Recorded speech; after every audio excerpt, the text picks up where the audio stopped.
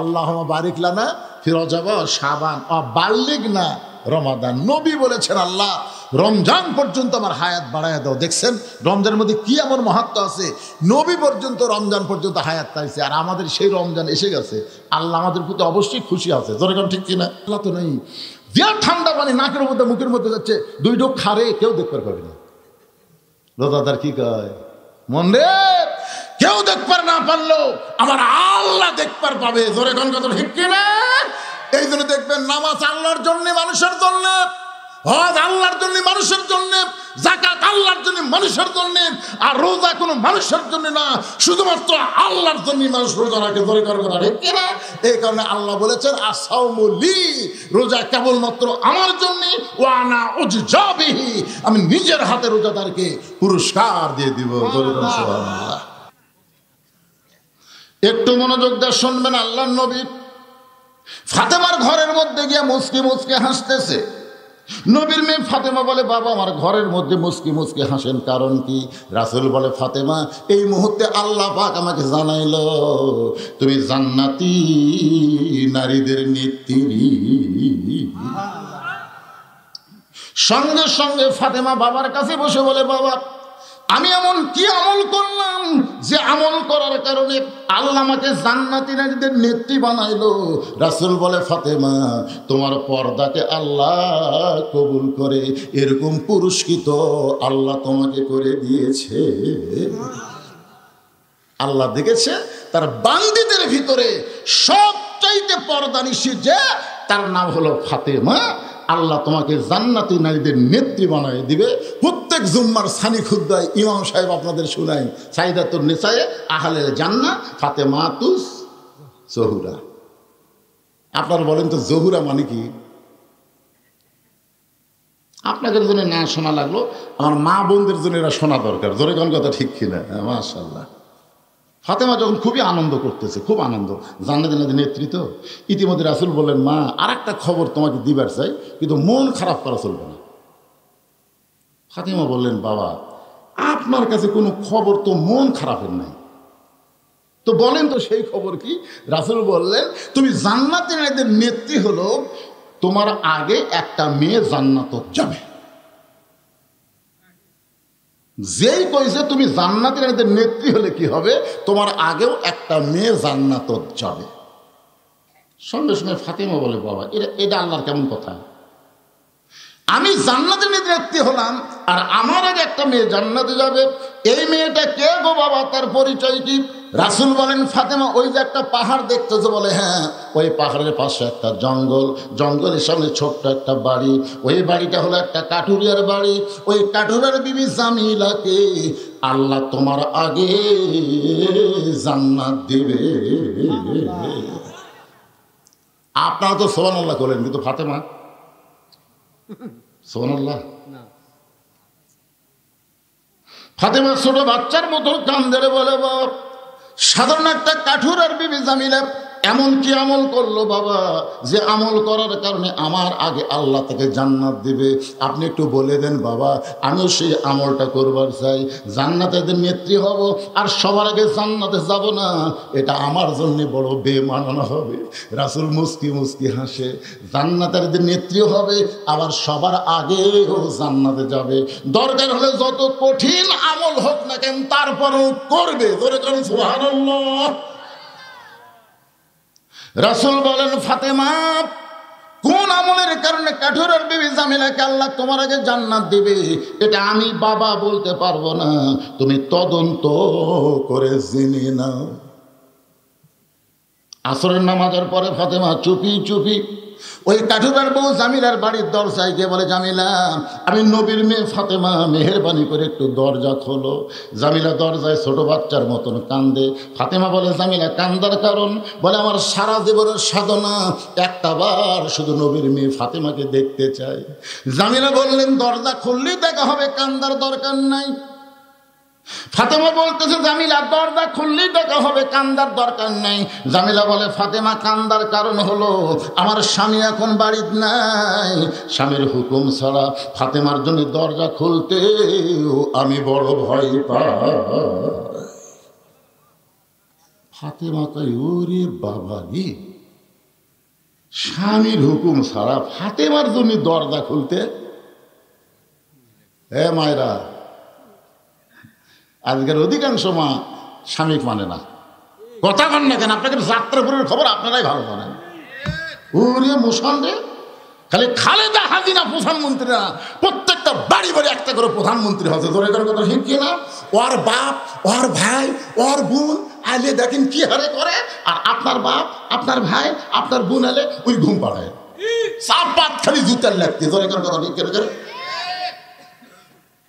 তোর বাপ মালে তুই এত করিস, আর আমার বাপ মালে তুই দেখতে পারিস না, ঘুম পাড়িস। বেশি কথা করলে কি গরম হয়ে যায়? জামিলা বললেন, ওগো নবীর মেয়ে ফাতেমা, আজকে আপনার জন্য আমি ঘরের দরজা খুলতে পারবো না, কারণ স্বামী আমার বাড়িতে নাই। স্বামীর হুকুম ছাড়া দরজা কেমনি খুলবো? তবে আজকের মতো আপনি ফেরত যান। আগামীকাল যদি এই সময় আসেন, আসা মাত্রই আমি দরজা খুলে দিব, কারণ রাতের বেলা স্বামীর কাছ থেকে আপনার জন্য দরজা খোলার হুকুম নিব। ফাতেমার আগ্রহ বেড়ে গেছে। যেই মেয়েটা স্বামীর হুকুম ছাড়া ফাতেমার জন্য দরজা খোলে না, এই মেয়েটা আমার আগে কোন আমলের কারণে জান্নাতে যাবে বাড়ির মধ্যে ঢুকে আমার দেখাই লাগবে। আপনারা কোন আগ্রহ বাড়বে না কমবে? ফাতেমা বললেন, জামিল অবশ্যই আগামীকাল এই সময় তোমার বাড়ির দরজায় আসবো ইনশাআল্লাহ। ফাতেমা চলে গেলেন। পরদিন বিকেল বেলায় যখন জামিলার বাড়ির দিকে রওনা দিয়েছে, এমন সময় ছোট্ট একটা বাচ্চা ফাতেমার সামনে দাঁড়ায় বলে, মা, গতকাল বিকেল বেলা কোথায় গেছিলেন? আমি আপনাকে এত খুঁজলাম মা, আপনাকে কিন্তু বাড়িতে পাইলাম না। আজকেও চোরের মতন কোথায় যাবেন? আমি আপনার সঙ্গে যাবার চাই। ফাতেমা তাকায় দেখে এই বাচ্চার কেউ না, তার ছোট্ট ছেলের নাম হলো হোসাইন। হাসান হইলে বুঝান যাইতো, কিন্তু হোসেনকে বুঝান যাবে না। রাসূল বলেছেন, হাসান অবিকল, আমি নবীর মতো, আর হোসাইন হলো একটু জেদি। এই জেদি হওয়ার কারণে ফাতেমা হোসেনকে সঙ্গে করে ওই জামিলার বাড়ির দরজায়। হোসেন বলতেছে, মা, এই ভাঙ্গা বাড়ির মধ্যে এমন কি আছে মা? গতকাল আপনি আইছিলেন, আজকে আবার নতুন করে আইলেন, এই বাড়িতে এমন কি আছে মা? এই বাড়ির দরজায় কেন বারবার আপনি আসতেছেন? ফাতেমা বলে, জামিলা, তুমি কি দরজা খুলবা না? জামিলা বলতেছে, 1 ঘন্টা হলে দাঁড়িয়ে আছি, আসা মাত্রই দরজা খুলে দিব। ফাতেমা বলে, তাহলে দরজা খুলে দাও। জামিলা কান্দে বলে, ওগো নবীর মেয়ে ফাতেমা, মনে কষ্ট নেবেন না, কে যেন আপনাকে মা মা বলে ডাকতেছে। ওই ছোট্ট বাচ্চাকে নিয়ে যদি ঢুকতে চান, তাহলে আজকের মতো আপনি ফেরত যান, কারণ আমার স্বামী শুধু আপনার ব্যাপারে হুকুম দিয়েছে। আপনি একটা বাচ্চা নিয়ে আসবেন, এই কথা তো আমার স্বামীকে বলি নাই। আর স্বামীর হুকুম ছাড়া শুধু আপনি ঢুকতে পারবেন, কিন্তু আপনার বাচ্চাকে ঢুকতে দেওয়া যাবে না। সঙ্গে সঙ্গে হোসেন বলে, মা, এই মেয়েটা অত্যন্ত খারাপ মেয়ে। যে মেয়েটা তোমার ছোট্ট হোসেনকে সঙ্গে করে বাড়িতে ঢুকতে দেয় না, এই মেয়ের চাইতে খারাপ মেয়ে দুনিয়াতে কেউ নেই। সঙ্গে সঙ্গে ফাতেমা হোসেন মুখে হাত দিয়ে বলে, বাবা, তুমি যাকে খারাপ মেয়ে বলতেছো, তোমার নানা বলেছে ওই মেয়েটা তোমার মায়ের আগে জান্নাতে যাবে।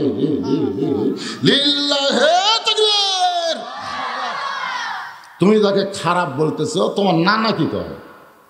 তোমার নানা কইছে ওই মেয়েটা তোমার মায়ের আগে জান্নাতে যাবে। সঙ্গে সঙ্গে হোসেন দৌড়ে গিয়ে মায়ের হাত ধরে বলল, মা, তাহলে অজাতা এ জায়গায় ঘুরে লাভ কি? আসল জায়গায় যেতে হবে। আপনার বলেন তো, অজাতা আর আসল জায়গা কম বেশি আছে না নাই? অজাতা। আব্দুল আলীম 1968 সালে দিনাজপুরের জেলা স্কুলে একটা গান গাইছিল, মনে বড় আশা ছিল যাব মদিনায়। সেই সময় আলেমরা ফতোয়া দিল, আব্দুল আলীম ভাই, আপনি মূর্খ মানুষ তো, আপনার গানটা পাল্টান। আব্দুল আলীম বললেন, কি বলা লাগবে? সমস্ত আলেমরা বলেন মনে বড় আশা ছিল যাব মক্কা মদিনায়। আপনি মক্কারে বাদ দিয়ে শুধু মদিনার কথা বলতেছেন। আব্দুল আলীম বলে, আলেমরা শোনো, ওই মদিনার মানুষটাকে যদি কলিজার মধ্যে জায়গা দিবার পারো, ওই মদিনার মানুষটার সুন্নত আদর্শ যদি আমল করো, তাহলে শুধু মক্কা না, মক্কার মালিক আল্লাহ পর্যন্ত তোমার হয়ে যাবে। কুল কুল বলেন, ইন কুনতুম তুহিব্বুনাল্লাহ ফাত্তাবিউনি ইউহিব্বুকুমুল্লাহ ওয়া ইয়াগফির লাকুম যুনুবাকুম আল্লাহু গফুরুর রহিম। আল্লাহু আকবার। আপনাদের কাছে আমার প্রশ্ন, সোয়াবের দিক দিয়ে মক্কার সোয়াব বেশি, মদিনার সোয়াব কম, কিন্তু দামের দিক দিয়ে কোনটা বেশি, মক্কা না মদিনা? এই কারোর মধ্যে কি দ্বিধাদ্বন্দ্ব হচ্ছে? এক বাক্যে বলেন, যেটাই বলেন বলেন, মক্কা কোন নাই মদিনা কোন? সোয়াবের দিক দিয়ে মক্কা বেশি, 1 রাকাত নামাজ পড়লে 1,00,000 রাকাত নামাজের সোয়াব, কিন্তু দামের দিক দিয়ে মক্কা দামি না মদিনা দামি? সবাই দ্বিধা করতেছেন কে? আরে পাগলা, মদিনার মানুষটা যেখানেই যাবে সেটাই দামি হবে। জোরে কোন কথা ঠিক না? তোর পাহাড়ের ধুলি লাগিয়া মুসা নবীর সম্মান বেড়ে যায়, নূর নবীজির জুতার ধুলাই, নূর নবীজির জুতার ধুলাই আল্লাহর আরশ ধন্য। হোসেন বলতেছে, মা ও জায়গাত ঘুরে লাভ কি, চলো আসল জায়গাত। মায়ের হাত ধরে টেনে নিয়ে গেছে নবীর কাছে। ফাতেমা বলতেছে, বাবা আমার কোনো দোষ নেই, আমার কোনো দোষ নাই। প্রথম দিন আমি গেছি, স্বামীর হুকুম ছিল না বলে দরজা খোলেনি। দ্বিতীয় দিন দরজা খুলবে, কিন্তু এই সাথে থাকার কারণে দরজা খোলেনি। আমি দরকার হলে 10 বার যাব। কোন আমলের কারণে কাঠুরে বাবু জামিল আমার আগে জান্নাতে যাবে এটা আমাকে জানাই রাখবে, কিন্তু এই হোসাইন থাকার কারণে আজকে হলো না। হোসেন সাথে সাথে মায়ের হাত ছাড়ে দিয়ে দৌড়ে দেয়, নবীর হাত ধরে বলতেছে, না না ইয়ার কি করো, আমার মা তুমি চিনো না? না, যেই মাকে তুমি কাঠুরের বউ জামিলার দরদাত পাঠায় দিছো, আমার সেই মাকে তুমি চিনো? তোমার মা আমিনা দুনিয়ার কোনো মানুষ তাকে চিনে না, কিন্তু আমার মা ফাতেমা, বলো তো না, বলো তো আমার মা রে তুমি কি চেনো? না না, সন্তানের কাছে মায়ের চাইতে বড় আর দুনিয়াতে কেউ হয় না। না না, আমার মা ওই কাঠুরের বউ জামিলার দরজা দিয়ে অপমান হয়েছে, একদিন গেছে দরজা খোলে নেই, আমি সঙ্গে থাকার। নানা রে, তোমার যদি মা এরকম অপমান হতো, বলো তো নানা তোমার কেমন কষ্ট হতো? নানা রে, আমার মাকে অপমানের হাত থেকে বাঁচাইয়া তোমার দরবারে নিয়ে আইছি নানা, কোন আমলের কারণে? ওই কাঠুরের বউ আমার মায়ের আগে জান্নাতে যাবে, যতক্ষণ তুমি না বলবা এই যে তোমার হাত ধরছি নানা, আমি হোসাইন কোনো সময় ছাড়ব না। একটা সাধারণ কাঠুরের বউ জামিলা আমার মায়ের আগে কোন আমলের কারণে জান্নাতে যাবে এটা না বলা পর্যন্ত তোমার হাত আমি ছাড়বো না, কারণ তুমি তো মাকে চিনো না, আমি আমার মারে চিনি। তোরে কোন সুবহানাল্লাহ। আপনারা আপনার মা করে চেনেন? চিনেন? মায়েরা ফোটা দুধের দাম কাটিয়া গায়েরই চাম, পানি জুতা বানাইল ঋণের শোধ হবে না, এমন দরদি ভবে কেউ হবে না আমার মা গো। কে রে ছেলেরা, কাকে মা বাঁচাছে রে? গানটা খেয়াল করে শুনতেছে? যাকে মরে গেছে তাকে সব শেষ। 18 সালে আমার বাবা মারা গেছে, 2023 সালের ডিসেম্বরের 25 তারিখে মা মারা গেছে। সেই দিন থেকে আমি দেখতেছি দুনিয়াতে আমার কেউ নাই, সবাই স্বার্থপর দেখা যায়, কিন্তু 2 জন মানুষ হলো নিঃস্বার্থ। দাঁত থাকতে মানুষ দাঁতের মূল্য দেয় না, চোখ থাকিতে মানুষ চোখের মূল্য বোঝে না। বাপ মা যতদিন জীবিত থাকে সন্তান বুঝতে পারে না, মরে গেলে বুঝতে পারে। মায়ের মতন আপন কেহ নাই রে দুনিয়ায়, মা জননী নাই রে যাহার, এই দুনিয়ায় তাহার কেহ নাই। মায়ের মতন আপন কেহ নাই রে দুনিয়ায়। সঙ্গে সঙ্গে নবী ডাক দেয়, আলী। হযরত আলী দৌড়ে এসে বলে, ইয়া রাসূলুল্লাহ আমারে ডাকতেছেন কেন? নবী বলে, আলী রে দেখো তোমার ছেলে হোসাইন আমার হাতটা এমনভাবে চাইপা ধরছে, আমি যতক্ষণ না বলবো ততক্ষণ আমার হাত ছাড়বে না। আলী বলতে তো হুজুর কি বলবার কয় হোসাইন? বলে ওই কাঠুরের বউ জামিলা ফাতেমার আগে কোন আমলের কারণে জান্নাতে যাবে এটা আমাকে বলবার বলতেছে।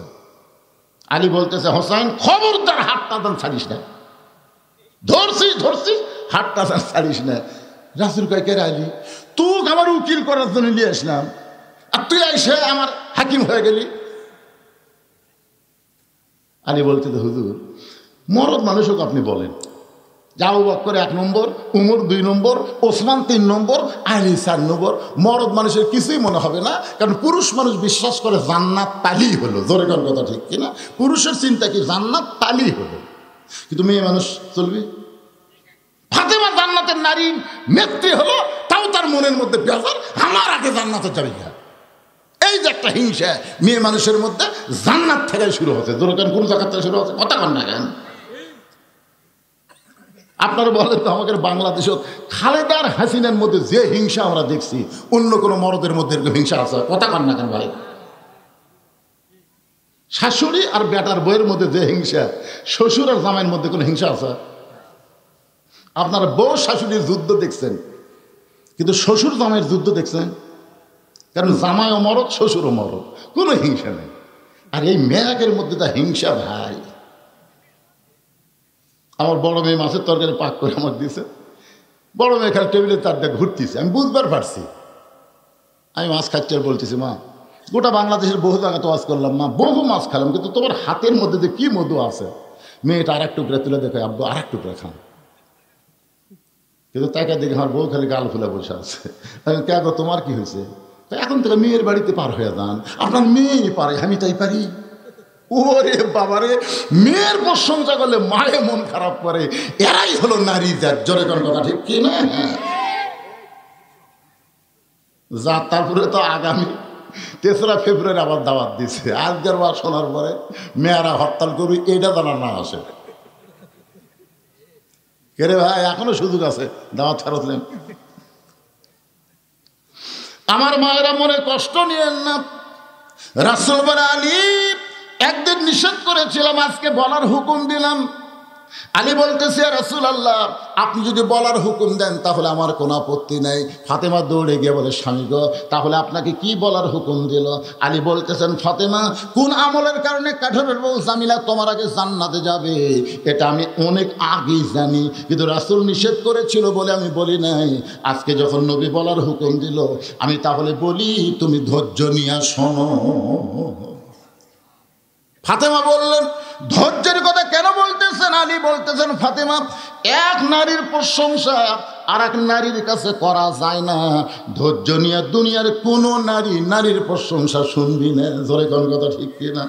বিশ্বাস যদি না হয়, আজকে আপনার বইয়ের হাত বুকের উপর নিয়ে বলবেন, আল্লাহ যদি আমাকে জান্নাত দেয়, জান্নাতে হুর পাবো। খালি এই কথা বলে দেখবেন তো, আপনার হাত বুকর থাকে না কুটি যায়, খালি বলে দেখবেন। আজকে পরীক্ষা করেন, আসলে আমরা জান্নাতে গেলে কি পাবো? কথা কন না কেন? যেটা পাবো সেটা বলা যাবে না কেন? বোধ খালি কই, আল্লাহ আমাকে জানাতে হুর দিবি গো, ফট করে হাত টান দিবি। আমার কাছে হুরের ধান্দা করতে চান?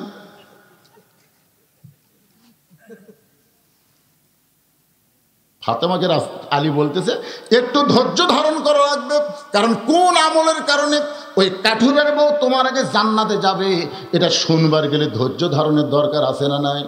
সঙ্গে সঙ্গে ফাতেমা বললেন, ইন্নাল্লাহ মা'আস সাবিরিন, ধৈর্যশীলদের সঙ্গে কে আছে? আরো জোরে বলেন। আলী বললেন, ফাতেমা তাহলে শুরু করলাম। তোমার কি মনে আছে, একদিন ঘরের মধ্যে দুপুর বেলায় তুমি আমার সামনে কান্নাকাটি শুরু করে দিলে, আমি চোখের পানি মুছে দিয়ে বললাম, ফাতেমা কান্দার কারণ কি?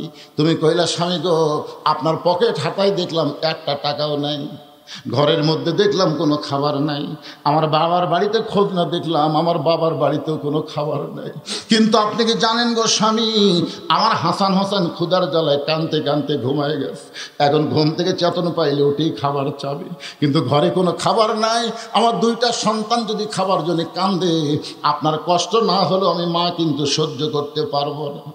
আলী বলে, ফাতেমা তাহলে তুমি কি বলবার চাও? ফাতেমার সঙ্গে সঙ্গে একটা ওড়না বের করে স্বামীর হাতে দিয়ে বলে, স্বামী গো, এই ওড়নাটা আমি যত্ন করে রেখেছি, আমি মাঝে মধ্যে পরি, আর ওড়নাটা পরবো না, আমার বড় পছন্দের ওড়না, এই ওড়নাটা আপনাকে দিয়ে দিলাম। এই ওড়না বিক্রি করার যে টাকা হবে, সেই টাকা দিয়ে আজকের মতো আপনি খাবার নিয়ে আসবেন। হযরত আলী বলে, ফাতেমা তোমার ওড়নাটা আমার পকেটের মধ্যে ঢুকায় দিয়ে আমি বাজারের দিকে রওনা দিলাম। আমার মনের মধ্যে কোনো শান্তি নাই, কারণ আমার বিবির ওড়না আজকে বিক্রি করা লাগবে।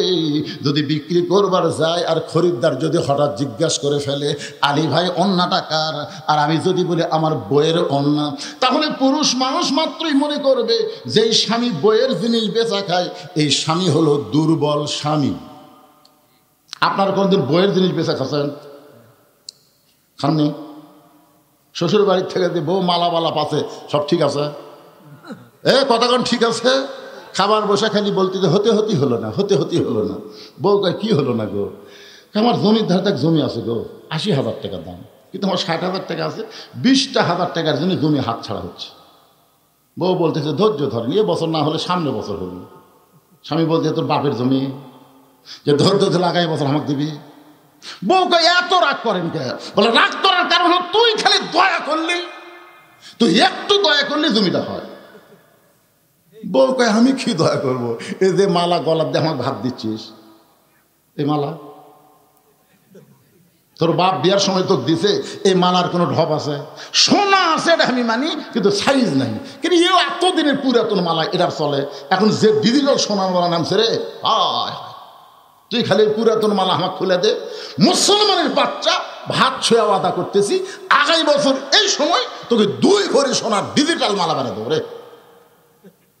এমন পোষ মারছে, বুঝলেন? ওই মালা খোলা স্বামীর হাতে দিচ্ছে।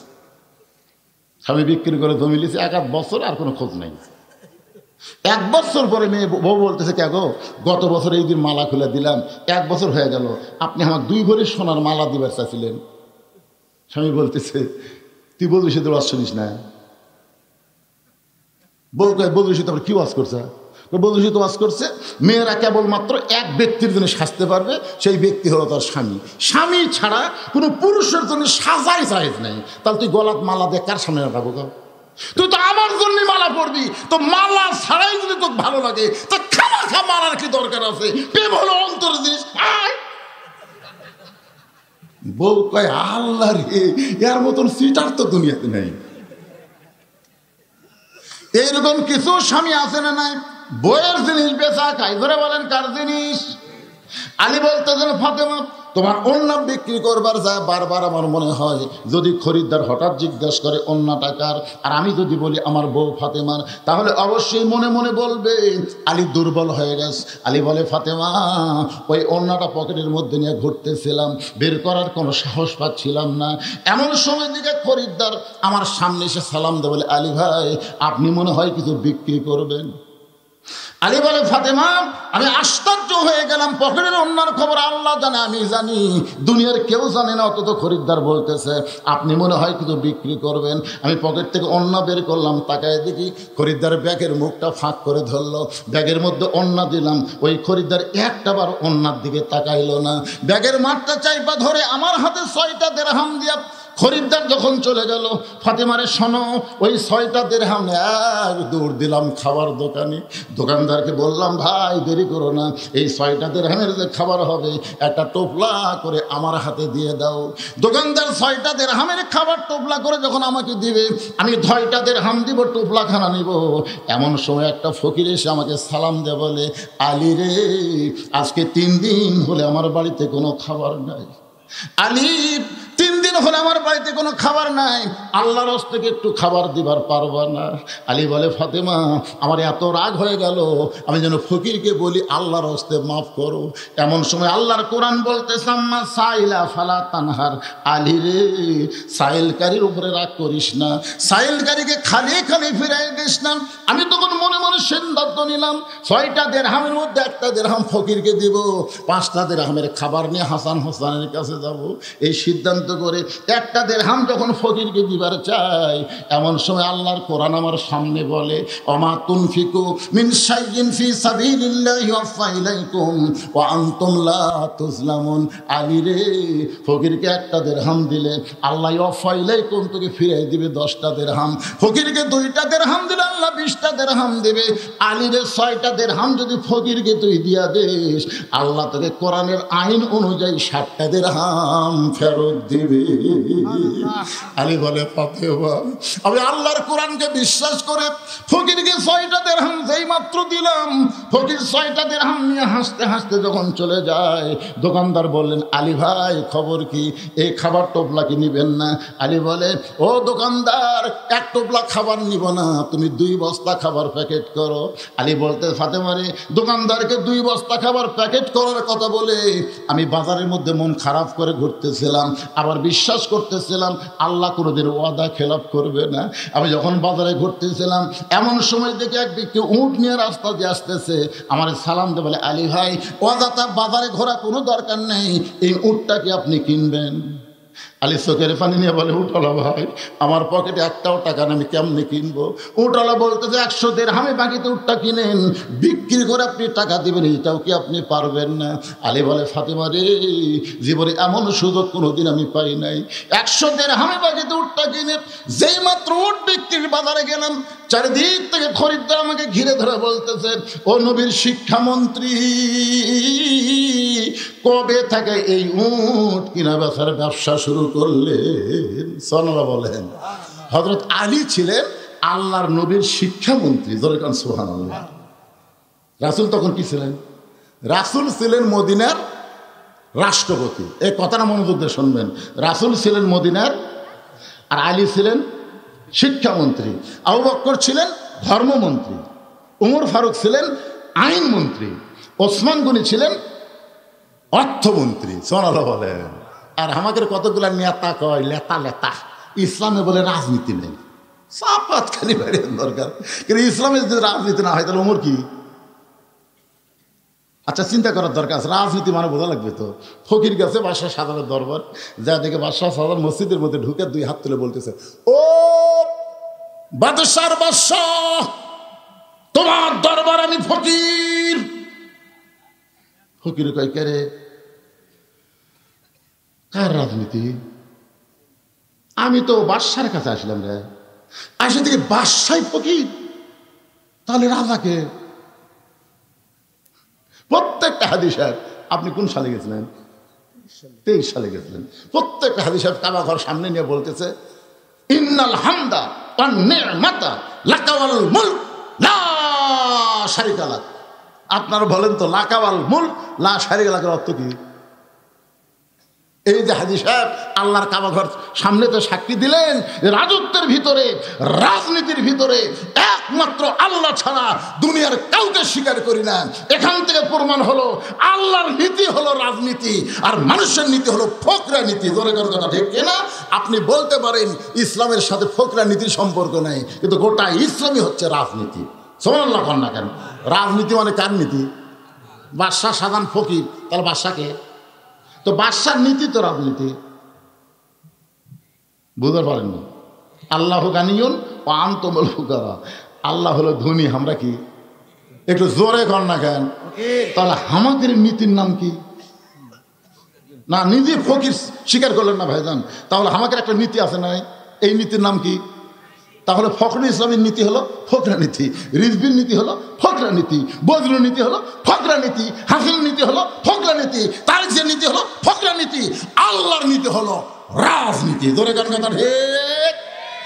তাহলে আপনারা কি বলবেন? গোটা ইসলামে আল্লাহর নীতি হলো রাজনীতি, আর মানুষের নীতি হলো ফকরা। কথা কন না কেন? আল্লাহর কোরআনের সাথে আপনারা একমত না দ্বিমত? একটু মনোযোগ দিয়ে শুনবেন।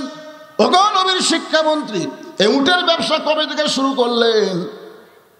এত বড় একজন আলেম মানুষ উট বিক্রি করবার গেছে। আপনারা ধাপের হাটত কোনদিন গেছেন? আমি একবার কুরবানি কিনবার যাই, কি বিপদ। হ্যাঁ হুজুর, আপনি একটা আলেম হয়ে এই দালালের ফক করে পড়ছেন। আপনি গরু কিনবেন, লোক পাঠিয়ে দেবেন, আপনি কি বুঝতেছেন? আপনি বুঝতে পারবেন এর দাম কি আর কত চাচ্ছে আপনি বোঝেন? আপনি বাড়ি জান তো আপনার মতন হুজুর এটি চলবি না। তা আলীর মতন বড় হুজুর কেউ আছে? আনা মাদিনাতুল ইলমে ও আলী ও বাবুহা, রাসূল বলেছে আমি হলাম ইলমের শহর, আলী হচ্ছে তার দরওয়াজা। ধরে করেন সুবহানাল্লাহ। সবাই যখন বলে আলী ভাই উটটার দাম কত নিবেন, আলী বলতেছে কত দাম নিব বলবো না, কেউ যদি একটা দেয় সেটাই নিব। একজন দৌড়েছে উঠে রশি ধরে বলতেছে দরদামের কি দরকার, 160 দিরহাম দিয়া দিলাম। আলী বলে ফাতেমা উট আমাকে 100 দিরহাম ফেরত দিয়ে বাকি 60টা দিরহাম এক দৌড়ে দোকানদারের কাছে। খবর কি ভাই? বলে আপনার কথা মতো 2 বস্তা প্যাকেট করেছি, দাম কত নিবা? বলে 60 দিরহাম দিলেই চলবে। 60টা দিরহাম দিয়ে 2 বস্তা খাবার কান্দে নিয়ে হযরত আলী যখন ফাতেমার দরজায়, সঙ্গে সঙ্গে দরজা বন্ধ হলো। আপনারা বলেন তো স্বামী যদি দরজা যায় দরজা খুলবি না বন্ধ হবে? ফাতেমা দরজা বন্ধ করে দিল। দরজা দিয়ে কোনো গল্পই চলতেছে না, জানলাতে বলতেছে অন্যা বিক্রি করে টাকা দেখি, অন্যা বিক্রি করে টাকা দেখি, 1 টোপলা হবে। 2 বস্তা কান্দত লিয়া ঢিং ঢিং করে আসছেন। যতক্ষণ পর্যন্ত 2 বস্তা কোথায় পেলেন এটা না বলবেন আমি ফাতেমা দরজা খুলবো না। 10,000 টাকা বেতনে চাকরি করেন আর 20,000 টাকা বাসা ভাড়া নেন। হাসিনার পিওন হলো 400 কোটি টাকার মালিক। মাথা চলে? এই তোর মাথা চলে? একটা পিওন বলে 400 টাকা কোটির মালিক আর হেলিকপ্টার ছাড়া বলে যায় না। বেতন পাও 10,000, বাসা ভাড়া 20,000, ইলিশ মাছ নিয়ে আসো, এ নিয়ে আসো, সে আসো, বউ একটা দিনও করে না। খালি বউ যদি দরজা বন্ধ করতে মরদ না খায় মরবো কিন্তু হারাম খাবো না। প্রত্যেকটা স্বামী সাইজ হবে। জোরে কর কথা কর না কেন? ফাতেমা দরজা বন্ধ করে বলে স্বামী গো অন্য বিক্রির করে টাকা দিয়ে বড় জোরে 1 টোপলা খাবার হবে, আপনি 2 বস্তা খাবার কোথায় পাইলেন এটা যতক্ষণ না বলবেন ততক্ষণ দরজা খুলবো। আলী বলতেছে ফাতেমা দরজা খোলো। দরজা খুললেই আমি বলবো। ফাতেমা বলতেছে আগে বলেন তারপরে দরজা খুলবো। আলী বলতেছে ফাতেমা কষ্ট দিও না, 2 বস্তা কান্দে থাকার কারণে শরীর গরম ভাড়াও লাগছে, একটু দরজা খোলো তারপরে বলবো। ফাতেমা বলতেছে আগে বলেন তারপরে দরজা খুলবো। আলী বলতেছেন ফাতেমা দরজা খোলো তারপরে বলবো। ফাতেমা বলতেছে আগে বলেন তারপরে দরজা খুলবো। এমন সময় আল্লাহর কোরআন আলীর সামনে এসে বলতেছে আর রিজালু কাওয়ামুনা আলান নিসা, পুরুষ থাকবে নারীদের উপরে। যতক্ষণ ফাতেমা দরজা না খুলবে খবরদার বলবি না। সুবহানাল্লাহ খান না কেন? পুরুষ কি নারীর তলে না উপরে? এ কথা কন না কেন? এটা কি আমার কথা কছি না আল্লাহর কথা? তো আজকে আমাদের বাংলাদেশে কিছু মরদ মানুষ আছে তারা মিছিল করে নারী পুরুষের সমান অধিকার। আল্লাহ বলতেছে আর রিজালু কাওয়ামুনা আলান নিসা, পুরুষেরা থাকবে নারীদের উপরে, আর তুমি বলতেছো সমান অধিকার। তার মানে আল্লাহ চাইতে ভালো বোঝো। নারী যদি মা হয় তাহলে বাবার চাইতে মায়ের মর্যাদা অনেক উপরে। কথা কন না কেন? তাহলে বাবা আর মা আপনি সমান করবে চাইলে হবে? মা বড় না বাপ বড়? একেবারে এতদিন ওয়াজ কি শুনছেন? মা বড় না বাপ বড়? আরো জোরে বলেন কার পায়ের তলে বেহেশত? কোন বাপের পায়ের তলে বেহেশত দুনিয়ার কেউ বলবে পারবি? আপনার বলেন তো ছেলে বড় না মেয়ে বড়? একজন কছে এক মেয়ের বাপ রে, আমি বোধহয় মেয়ের বাপ। ছেলের চাইতে ইসলামে মেয়ের অধিকার অনেক বেশি। সুবহানাল্লাহ না কেন? তুমি মেয়ে হও মা, তোমার অধিকার বেশি। তুমি মা হও, তোমার মূল্য বেশি। কিন্তু এক জায়গাতে একটু স্বামী আর স্ত্রী এই দুটার মধ্যে একটু আল্লাহ করছে, স্বামী উপরে থাকবে, বউ নিচে থাকবে। যদি সমান অধিকার চাই তাহলে কি হবে? ওই পদ্মার চরে চাটায়ের ঘর, ইলিশ বিক্রি করে ওরা, জালে জালে নেই। হঠাৎ একদিন উঠছে ঝড়, এত জোরে ঝড় উঠছে, খালি বালু উঠতেছে পদ্মার চর যায়। এখন জালা বলতেছে বউ রে আমার পেশা লাগছে তো। বউ বলতেছে খবরদার দরজা জানলা খোলা যাবি না, খুললি বালু দিয়ে গোটা ঘর মেখে যাবে। স্বামী বলতেছে আমার পেশাব লাগছে, কি করি? তাহলে ঘরের কোনাত করি। এত বড় মরদ মানুষ কোনাত করলে দুর্গন্ধ লাগবে, তাহলে করবো কি রে? বউ বলে একটা কাম করেন, আপনি আবার কান্দর চড়েন, উপরে ওই যন্ত্র বরাবর একটা ছিদ্র করেন, চাটাই তো একটু ছিদ্র করে ওই ছিদ্র দিয়ে কাম সারেন। তখন বইয়ের কান্দর চড়ে ওই ছিদ্র করে ওই দিক দিয়ে পেশাব করছে, 1-1 ঘন্টা হয়, ঝড় থামে না। বউ বলে আমারও তো লাগলো গো, আমি কি করি? স্বামী বলে ছিদ্র করাই আছে, খালি কান্দর চলবো আর করবো, তো আর নতুন করে ছিদ্র করা লাগবে না, ছিদ্র করাই আছে। এবার স্বামীর কান্দে তোলা ছিদ্র বড় পেশাব করে, সব পেশাব দিয়ে স্বামীর বুক ভিজে যায়। স্বামী এই পাগলি কোন জায়গায় পেশাব করিস আর কোন জায়গায় পড়ে? বউ বলে মরার স্বামী জানো না, সব জায়গায় সমান অধিকার চলে না। ধরে কোন কথা ঠিক কি না? আপনারা বলেন সব জায়গায় সমান অধিকার চলবে? তাহলে এই মিছিল যারা করতেছেন, একটাবার আয়াতের দিকে খেয়াল করেন, আর রিজালু কাওয়ামুন আলান নিসা, পুরুষ থাকবে নারীদের উপরে। এই আয়াতটাই শালীকে বলতে, শালী রে, যতক্ষণ ফাতেমা দরজা না খুলবে খবরদার এই বস্তার খবর তুমি বলবা না। অনেকক্ষণ ফাতেমা যখন জেদ করে দরজা না খোলে, তখন হযরত আলী 2 বস্তা কান্দে করে আল্লাহর নবীর দরবারে। নবী তখন বসেছিলেন, আলীর এই অবস্থা দেখে উঠে এসে আলীর কপালে একটা চুমা দিয়া নবী নিজের হাতে আলীর কাঁধ থেকে 2টা বস্তা নামায়া নিলে। সুবহানাল্লাহ খান। রাসূল তাকায় দেখে আলীর মুখটা ভার। আল্লাহ রাসূল বলে, আলী তোমার 2 বস্তা কান্দর থেকে আমি নবী নিজেই নামা দিলাম, তোমার কপালে একটা চুমাও দিলাম, তারপরেও তোমার মুখ ভার কেন?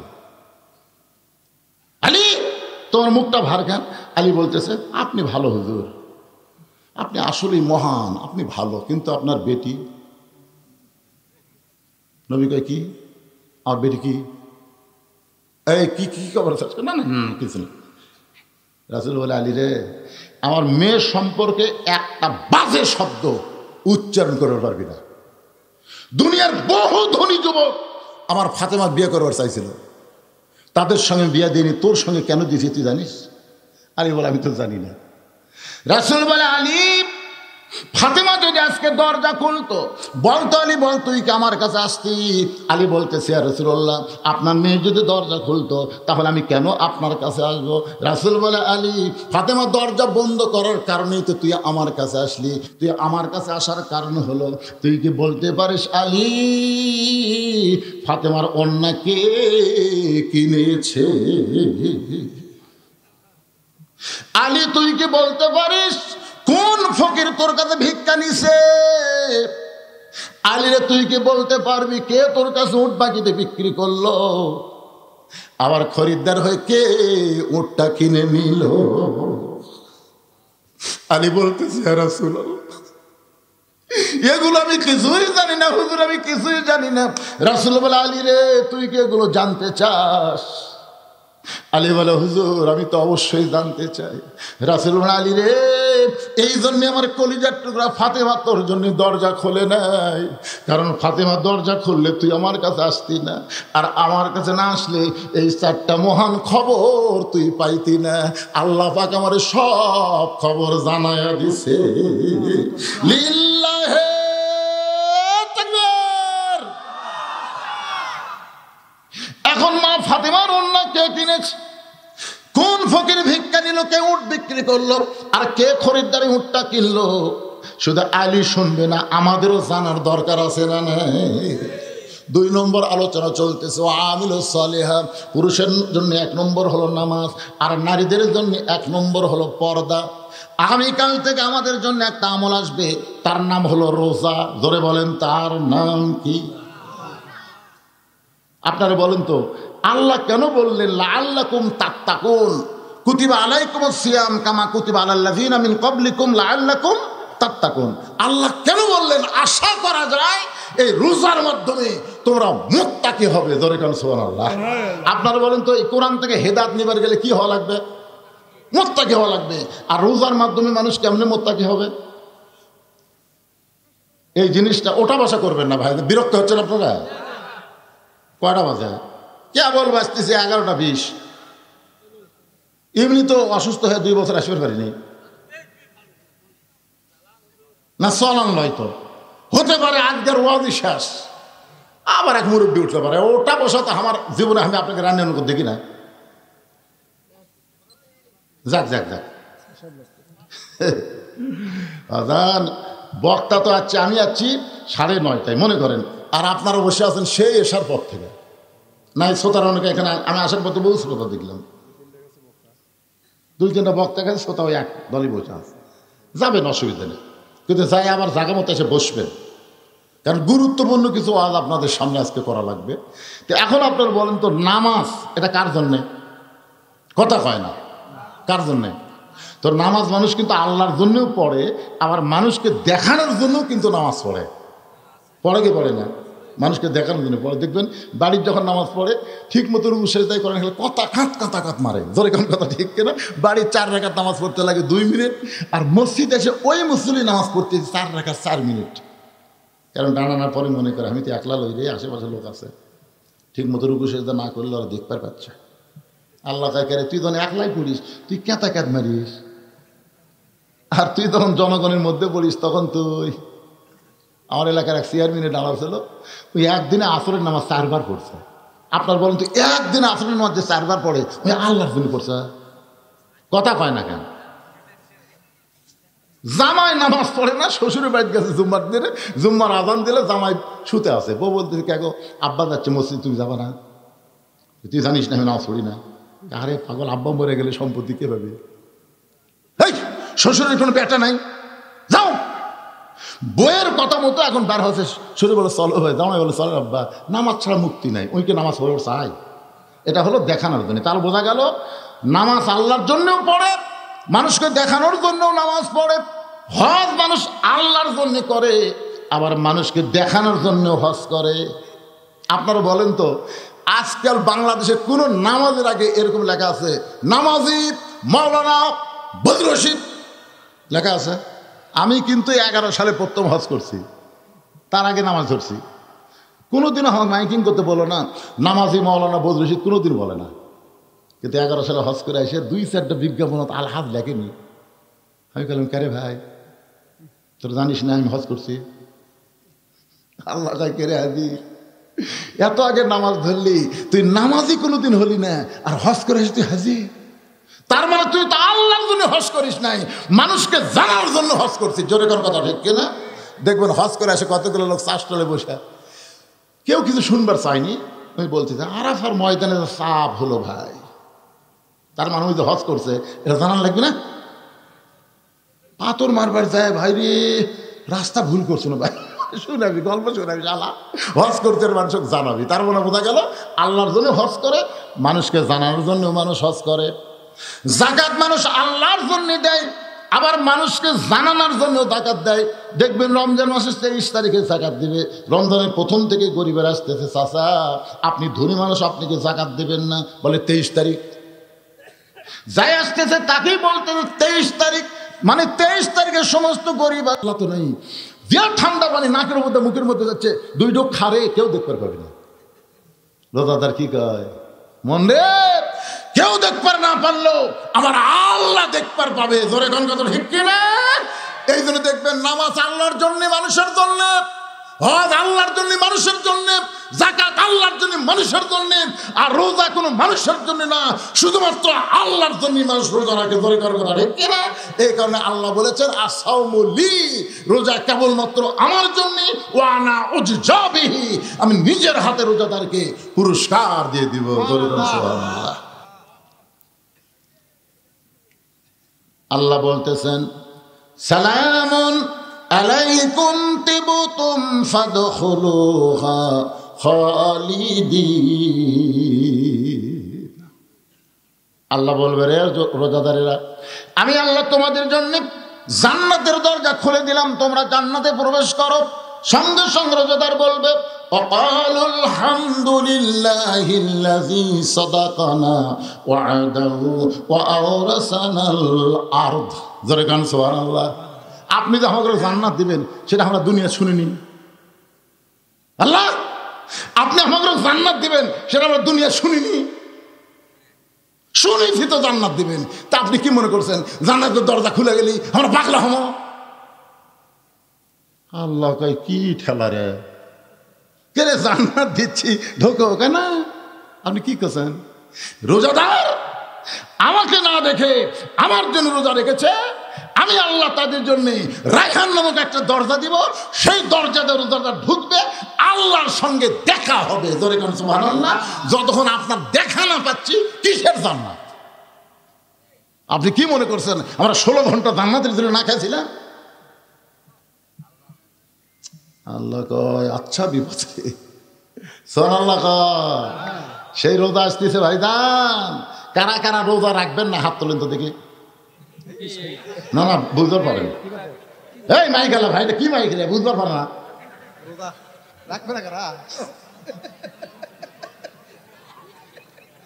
আসলে মাইকের সাউন্ডকে আপনার বুঝতে পারতেছেন? তাহলে আমি কি বলছি, কারা কারা রোজা রাখবেন না?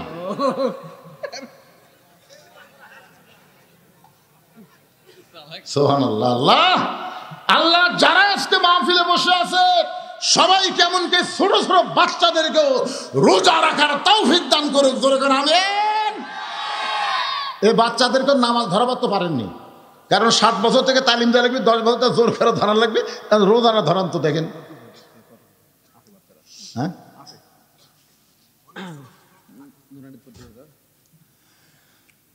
এরপর আল্লাহ বলতেছেন ওয়াতাওয়াসাউ বিল হক। সূরা আসরের 3 নম্বর বিষয় ওয়াতাওয়াসাউ বিস সবর। হক কথা বলতে হবে, হক পথে চলতে হবে, ধৈর্য ধারণ করা লাগবে। এই 2টা বিষয়ের উপর আমি আলোচনা নিয়ে আসতেছি। আমি কোনো অস্থির যাব না। নবী ওয়াজ করবেন, আলী বসে আছেন, মনে আছে আপনাদের? মনে আছে? 1 নম্বর কি, ওন্না ফাতেমার কে কিনেছে তুমি কি জানো? 2 নম্বর হলো কোন ফকির তোমার কাছে ভিক্ষা নিল তুমি কি তাকে চিনো? কে তোমার কাছে উট বিক্রি করলো বাকিতে তুমি কি তাকে জানো? কে আমার খরিদ্দারে উট কিনলো তুমি তাকে চিনো? আলী বলতেছেন না, রাসূল বলে আমি বলতেছি। রাসূল এখন বলবেন, আলী শুনবেন। আপনারাও শোনার জন্য রেডি আছেন। কিন্তু আমাকে একটা কথা বলা হয়েছে, হুজুর এই যে মাহফিল আল্লাহর ঘর মসজিদকে কেন্দ্র করে, এই মাহফিলের জন্য 10টা মিনিট একটা আপনি উন্নতি কল্পে আদায় করবেন। প্রতি বছর যেন আমরা মাহফিল করতে পারি এই নিয়তে আল্লাহর কতগুলো বান্দারা দান তারকে নাম রাখো। আমি যা বললাম ওদের কাছে কে বাবা আবু সাইদ ছাড়া ইয়ামিন রাখো, মুগ্ধ রাখো। না হুজুর আবু সাইদ রাখতে মজা পাওয়া যায়। আমার খালা তো বোনের মেয়ে হয়েছে, খালা আমার মোবাইল করে বললো বাবা অনেক চেষ্টা তদবিরের পরে তোমার বোনের একটা মেয়ে হয়েছে, একটা ভালো নাম রাখো, আলেম মানুষ। আমি বললাম খালা ভালো নাম তো হাসিনা। সেই কষি হাসিনা। 30 সেকেন্ড খালা কোনো কথা কয় না, গল গল গল গল করতে। খালা কি হলো? তুই আলেম না আলেম রে, তোর কাছে একটা ভালো নাম চাইলাম আর তুই খুনি হাসিনার নাম খোঁজ। চিন্তা করে দেখেন, আবু সাইদ জীবন দিল আজকে আবু সাইদের নাম রাখার জন্য, মানুষ খুশি হয়ে গেল। আর হাসিনা জল জানতো একটা প্রধানমন্ত্রী বারে, কিন্তু নাম আর রাখবার চায় না, কারণ পৌঁছে গেল। তার মানে কি বোঝা গেল? বাতিলের সঙ্গে যারা থাকে এদেরকে মানুষ অন্তর দিয়ে ঘৃণা করে, ধরে কণ্ঠে। আর হকের পক্ষে যারা জীবন দেয় এদেরকে মানুষ অমর করে রাখে আল্লাহর কোরআন অনুযায়ী। এই জন্য বলবো তাওয়াসাউ বিল হক, আজিজুল হক, মামুনুল হক, শাইখুল হাদিস আজিজুল হক নাম শুনছেন? যিনি বুখারী শরীফের বাংলা লিখে গেছেন আজিজুল হক, তিনিও কিন্তু জেলের মধ্যে বন্দী ছিলেন হক কথা বলার কারণে। তার ছেলে মামুনুল হক হক কথা বলার কারণে তাকেও জেলের মধ্যে বন্দী রাখছিল। আবার আল্লাহ কোরআনে বললেন কুল জাল হাক্কু ওয়া যাহাকাল বাতিল ইন্নাল বাতিলা কানা যাহুকা। এই হক কথা বলতে গেলে নানা রকম বিপদ আপদ মুসিবত আসতে পারে। এই জন্য আল্লাহ বললেন ওয়াতাওয়াসাউ বিস সবর, ধৈর্য ধারণের শিক্ষা দেওয়া লাগবে। যে মায়ের কোনোদিন বাচ্চা হয় নাই, বিয়ে হওয়ার পর এবার প্রথম বাচ্চা হবে। আপনার বলেন তো, যেই মায়ের কোনোদিন বাচ্চা হয় না প্রথম বাচ্চা হবে, সে কিন্তু নতুন করে প্রসব বেদনা অনুভব করবে, করবে না? প্রসব বেদনা হবে। আগে তো হয়নি বাচ্চা, এবার প্রথম হচ্ছে। আরে মায়ের পায়ের তলে সন্তানের জান্নাত এমনি এমনি। কি বলবো প্রসবের কথা, মা বিনে সেই ব্যথা কেউ তো বুঝিবে না। মাজন ঠেকিয়া সন্তানের দায়, অকালে মা মারা যায়, কেন সে মায়ের জন্য ভক্তি করবা না? এমন দরদি কেউ হবে না আমার মা। এখন প্রসব ব্যথা শুরু হয়ে গেছে। জি কামাল 2000 টাকা দান করলো। আল্লাহ কামালের দানকে আল্লাহ আপনি কবুল করেন। সবাই বলে আল্লাহুম্মা আমিন। আচ্ছা আপনারা এখানে যদি আদায় না করেন, এই মসজিদে মিটিং দিয়ে আদায় করা যাবে না? কারণ এই জায়গাতে আদায় করলে এরা তো বাইরের লোক দিবার আসে না, এরা খালি শুনবার আছে। আচ্ছা ঠিক আছে, কারণ এটা তো কোনো মাদ্রাসা না, এটা একটা ইসালে সব মাহফিল, আপনারা দিয়ে করবেন। বাইরে যারা থাকে, প্রবাসী যারা থাকে, তোর জন্য দোয়া হবে, টাকা দেয় 20,000। আপনারা তো জানেন কে দেওয়ার মতন সামর্থ্য কার বেশি, এই আমি তো বুঝতে পারতেছি না।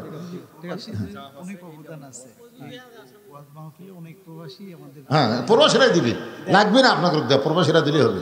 কে? মজনু 2,000 টাকা দান করলো। আল্লাহ মজনুর দানকে আল্লাহ আপনি কবুল করেন, জোরে কারণ আমিন। ক্লোজ করছি। আরো মাইকের মধ্যে তো আরো কিছু দিবার, আপনারা কেউ গেছেন মাইকের মধ্যে? হ্যাঁ, মায়েরা দিবেন, মা আল্লাহ রাস্তা দিবেন, অনেক মায়েরা আছে, তারা দান করবে ইনশাআল্লাহ। যে কথা বলতেছিলাম, মায়ের প্রসব বেদনা শুরু হয়েছে, কোনোদিনও পাইনি, এবার প্রথম। কলিজার মধ্যে যখন টান ধরেছে, সঙ্গে সঙ্গে মা চিল্লায় বলতেছে, মরে যাবো, বিষ খাবো, গলার দড়ি দিব, এই জীবন আর আমি রাখবো না। দাদি রানী মুচকি মুচকি হেসে ঘরের মধ্যে নিয়ে যায়। কেরে পাগলি, তুই কি জানিস মায়ের পায়ের তলে সন্তানের জান্নাত, মায়ের পায়ের তলে সন্তানের জান্নাত আল্লাহ দিবে। আর সামান্য কষ্ট তুই সহ্য করতে পারবি না, তুই গলার দড়ি দিবি। জোর করে বিছনায় শোয়া দিয়া ঠান্ডা পানির মধ্যে নরম কাপড় চুপড়ায় কপালের উপর দিয়ে বলে, ধৈর্য ধর, অতএব সবে সবর, ধৈর্য ধর, ধৈর্য ধর। জোর করে যখন বলে ধৈর্য ধর, কানবার চাই, বলে কান্দিস না। তুই যদি কান্দিস, ঘরের মধ্যে রাস্তা দিয়ে মানুষ যাবে, তোকে তিরস্কার করে বলবে, এটা কেমন মা? সন্তান জন্ম দেওয়ার সময় গোটা পাড়ার লোকেরা জানতে পারে। ধৈর্য ধর, দাঁতের উপর দাঁত দেয়। মা যখন ই করতেছে, জোরে কানতে আর পারে না, মন চাইলেও পারে না। এক সময় বাচ্চা হয়ে গেল, মা কিন্তু বেহুশ, মার আর হুঁশ নাই। প্রসব বেদনার কারণে মা হুঁশ ফিরে গেছে, হুঁশ চলে গেছে, রক্ত দিয়া ঘরের মাজা মেখে গেল। এক সময় সন্তানকে গোসল করায়, আজ শফিকের ছেলে চান 3,000 টাকা দান করবার চাই। আল্লাহ দানকে কবুল করেন, নেক নিয়ত নেকাশা পড়া করেন, ধরে বলে আল্লাহুম্মা আমিন। সন্তানকে গোসল করায় মায়ের বুকের উপর যখন দেয়, মা কিন্তু বেহুশ অবস্থায় ছিল, কিন্তু বাচ্চার শরীরের পরশ পায়, মা হুঁশ ফিরে পায়। মা যখন হুঁশ ফিরে পাচ্ছে, আস্তে করে সন্তানকে মুখের কাছে নিয়ে যখন চুমা দিবার যায়, দাদি রানী তিরস্কার করে বলে, এর চুমা দিবি কেন? এর লাগতে মাইরা ফেলে দে, এরই প্রসব বেদনায় গলার দড়ি দিবার চাইলি, বিষ খাওয়ার চাইলি, এ তোকে এত কষ্ট দিয়ে দুনিয়াতে আসলে এর আদর করিস না। মা মুচকি মুচকি হাসে আর বলে, দাদি, সন্তান যখন বুকের উপর আসে, শত কষ্টের প্রসব বেদনা মা ভুলে যায়। সন্তান বুকে পাইলে আর কোনো কষ্টের কথা মনে থাকে না। আজকে বাংলাদেশে আল্লাহর কোরআনের বিজয়ের জন্যে, বাংলার জমিনে কোরআনের আইন নিজের চোখে দেখার জন্যে কত ভালো মানুষের ফাঁসি হলো, কত ভালো মানুষকে জেলখানার মধ্যে রিমান্ডে নিয়ে পঙ্গু করে দিল। 2,000 ছাত্র জনতা জীবন দিল, 30,000 আজকে অসুস্থ অবস্থায় হাসপাতালে, কারো চোখ নাই, কারো হাত নাই। এত কিছু করার পিছনে মানুষ যদি দেখতে পায় আগামীতে এই বাংলাদেশে কোরআনের আইন চলতেছে, কলেমার পতাকা পথ পথ করে আকাশে উঠতেছে, মা যেমন সন্তান বুকে পায় তার অতীতের প্রসব ব্যথার কথা ভুলে যায়। আল্লাহর কোরআনের আইন বাংলায় যখন চালু হবে, বাংলার ওই সমস্ত মানুষেরা সব কষ্ট ভুলে যাবে। আমি 4টা বিষয় বললাম। 1 নম্বর হলো ঈমান, 2 নম্বর হলো আমিলুস সালিহাত, 3 নম্বর তাওয়াসসুল বিল হক, 4 নম্বর তাওয়াসসুল বিস সবর। এই 4টি বিষয় সূরা আসরকে আল্লাহ আলোচনা করেছেন। এই 4টি বিষয় যদি আমরা গ্রহণ করতে পারি, আমাদের কোনো হিসাব লাগবে না। আল্লাহ বিনা হিসাবে 8টা জান্নাতের দরজা খুলে দিবে। ইন্নাল্লাযীনা ক্বালু রাব্বুনাল্লাহু সুম্মা ইসতাকামু তাতানাজ্জালু আলাইহিমুল মালায়েকা আল্লা তাখাফু ওয়া লা তাহজানু ওয়া আবশিরু বিল জান্নাতিল্লাতী কুনতুম তুআদুন। রাসূল বলে, আলী, আলী রে, ফাতেমা পর্দা নিষিদ্ধ। ফাতেমার ওন্না দুনিয়ার কোন মানুষ কিনবে, আল্লাহর পছন্দ হলো না। জান্নাতের একটা ফেরেশতাকে আল্লাহ মানুষ বানায়া 6টা দিরহাম দিয়া ওই ফাতেমার ওন্না কিনে আল্লাহ তাআলা যত্ন করে জান্নাতের মধ্যে রাইখা দিয়েছে। আলী রে, ওই ফেরেশতা 6টা দিরহাম দিয়ে ওন্না নিয়ে জান্নাতের মধ্যে রাখার পরে আল্লাহ বলে, ও ফেরেশতা, ফকিরের সুরতে আলীর কাছে যা, ওই 6টা দিরহাম আমি আল্লাহ ফেরত চাই। ফেরেশতা কান্দের বলে, আল্লাহ, সন্তান 2টা না খেয়ে ঘুম পাড়তেছে, মায়ের ওন্না বাবা বিক্রি করে 6টা দিরহাম পাইছে, ওই 6টা দিরহাম যদি আপনি ফেরত চান তার হাসান হাসান জেনে খাবার কেমনে হয়। আল্লাহ বলে ফেরেশতাদের শোন, লিয়াবলুয়াকুম আইয়ুকুম আহসানু আমালা, আমি আল্লাহ আলীর ইমানকে পরীক্ষা করব, আলী সন্তানকে বেশি ভালোবাসে না আল্লাহর কোরআনকে বেশি ভালোবাসে। যখন আলী তুমি ফকিরকে একটা দিরহাম দিবার চাইলে, আল্লাহর কোরআন তোমাকে বলল ওয়ামা তুনফিকু মিন শাইইন ফি সাবিলিল্লাহি ফাইলাইকুম, তুমি ফকিরকে 10টা দিরহাম দিলা, ওইটা ফকির না, ওই ফেরেশতা তোমার 6টা দিরহাম নিয়ে গেল। যা যখন আল্লাহর কাছে কান্দে, আল্লাহ বলে ফেরেশতা কান্দিস কেন? বলে আলী অন্য বিক্রি করার টাকা দিয়ে খাবার নিবার পারলো না, ওই 6টা দিরহাম আপনি আল্লাহ ফেরত নিয়ে আসলেন। আল্লাহ বলে ফেরেশতা শোন, আলীর সঙ্গে আমার গল্প হয়ে গেছে, একটা দিরহাম দিলে আমি আল্লাহ থেকে 10টা দিরহাম ফেরত দেব। যারে ফেরেশতা যা জান্নাতের উট আলীর কাছে বিক্রি করে 100 দিরহাম বাকি, ওই ফেরেশতা উট আলা হয়ে তোমার কাছে 100 দিরহাম বাকিতে উটটা বিক্রি করলো। আবার ওই ফেরেশতাকে আল্লাহ খরিদ্দার বানায় 160 দিরহাম দিয়া, তুমি তাকে 100 দিরহাম ফেরত দিলা, 60টা দিরহাম নিয়ে 2 বস্তা খাবার নিয়ে ফাতেমার দরজায়। ফাতেমা বলে স্বামী গো, আমি শুনবার চাই কাঠুরের জামিল আমার আগে জান্নাতে কেমনে যায়, জান্নাতে কেমনে যাবে এইটা না বলে আপনি দানের রস কেন করতেছেন? আলী বলে ফাতেমা তোমারে না কইলাম তুমি ধৈর্য ধারণ করে শুনতে হবে। ফাতেমা শোনো, হাসরের ময়দানে আল্লাহ তোমাকে জান্নাতের নেত্রী হওয়ার কারণে হেঁটে হেঁটে আল্লাহ তোমাকে জান্নাত দিবে না, একটা উটের পিঠে করে আল্লাহ তোমাকে জান্নাত দিবে। কারণ তুমি সর্দারিনী, হেঁটে হেঁটে কেমনে জান্নাতে যাবে? তোমাকে সম্মান দেওয়ার জন্যে আল্লাহ উটের পিঠে করে তোমাকে জান্নাত নিয়ে যাবে।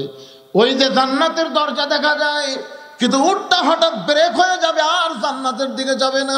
ফেরেশতা বলে আল্লাহ খাতুনে জান্নাত উটের পিঠে চড়ে জান্নাতে যাচ্ছে, কিন্তু উটটা ব্রেক করলো আর তো জান্নাতের দিকে যায় না। আল্লাহ বলে ফেরেশতা জান্নাতে যদি উটটা সহজে না যায় তাহলে টেনে টেনে উটটাকে নিয়ে যাওয়া লাগবে। ফেরেশতা বলে আল্লাহ উটের কি ধরে টানবে, টানার মতন তো উটের কিছুই নাই। আল্লাহ বলে ফেরেশতা আমি ফাতেমার অন্য 6টা দিরহাম কিনে জান্নাতের মধ্যে যত্ন করে রাইখে দিছি, ওই অন্যটাই উটের গলায় বেঁধে দাও। আলী বলে ফাতেমা তুমি উটের পিঠে বসে থাকবে আর তোমার অন্যটা উটের গলায় পেঁচিয়ে দিবে, একদিকে অন্যান্য একটা অংশ ঝুলতে থাকবে। ফেরেশতা বলবে আল্লাহ এখন উটটা আর অন্য রশি করে কে টেনে টেনে জান্নাতে নিয়ে যাবে? আল্লাহ বলে কাঠুরের বউ জামিলা রে, রে কাঠুরের বউ জামিলা তুমি কোথায়? কারণ তোমার স্বামী সব সময় দোয়া করতো, আল্লাহ আমি একটা গরিব কাঠুরিয়া, কিন্তু আমার বউ আমাকে এমন সম্মান করে, আমার কথা খেয়াল করে ফাতেমার জন্য যে বউটা দরজা খোলে না, আমি আমার জামিলারে কিছুই দিবার পারিনি। আল্লাহ দুনিয়াতে গরিব থাকার কারণে আমার বউকে কিছুই দিবার পারি নাই, আমি তোমার কাছে একটা দোয়া করি আল্লাহ আমার জামিলাকে তুমি সবার আগে জান্নাত দিও। আলী বলে ফাতেমা রে, স্বামীর দোয়া বউয়ের জন্য আল্লাহ কবুল করে, কাঠুরার চোখের পানি আল্লাহ ব্যথা দেয়নি। এই জন্য বলবে জামিলা রে ওটের ওই অন্যটা রশির মতন টেনে টেনে ফাতেমাকে জান্নাতে নিয়ে যাও। জামিলাও জানবে না যে আমি জান্নাতে যাচ্ছি, ফাতেমা তুমি জানবে আমি নেত্রী হয়ে জান্নাতের মধ্যে ঢুকতেছি। জামিলা তোমার চাকরানি হইয়া তোমার উটটাকে টেনে টেনে জান্নাতে নিয়ে যাবে, তুমি মনে করবে আমি জান্নাতে যাচ্ছি, কিন্তু আল্লাহর কৌশল হলো উটের পিঠ থেকে ফাতেমার পা জান্নাতে পড়ার আগে ওই কাঠুরের বইয়ের জামিলার পা জান্নাতে আগে যাবে। ফাতেমা কান্দে, শুধুই কান্দে। আলী বলে ফাতেমা রে জামিলার উপর কি আর কোনো হিংসা করবা না? ফাতেমা বলে স্বামী গো আমি সমস্ত নারীদের জন্য দোয়া করে বলবো, রে নারীরা শোনো, ফাতেমার মতন যদি পর্দার মধ্যে থাকতে পারো আর জামিলার মতন যদি স্বামী ভক্ত হতে পারো, আমি ফাতেমা ওয়াদা দিলাম আল্লাহ তোমাদেরকে ফাতেমা জামিলার সঙ্গে জান্নাত দিয়ে দিবে। আমার মায়েদের জন্য বলতেছি মা, নামাজ রোজা সব মেয়েরাই করে, কিন্তু স্বামীর কথাও মানে না, পর্দার মধ্যেও থাকতে চায় না। এই স্বামীর হুকুম মনে চলবেন, স্বামীর খেদমত করবেন, পর্দার মধ্যে থাকবেন, নামাজ রোজা যদি আপনাদের কমও হয় এরপরেও আল্লাহ ফাতেমা জামিলার সঙ্গে আপনাদেরকে জান্নাত দিয়ে দিবে। আপনারা বলেন তো আজকে মায়েদের ওয়াজ হয়নি? এখন ওরা কি আগামী বছর আমার উপর রাগ করবে? ইনশাল্লাহ রাগ করবে না। এক সময় শুনে রাগ করছিল, এখন আর রাগ নাই।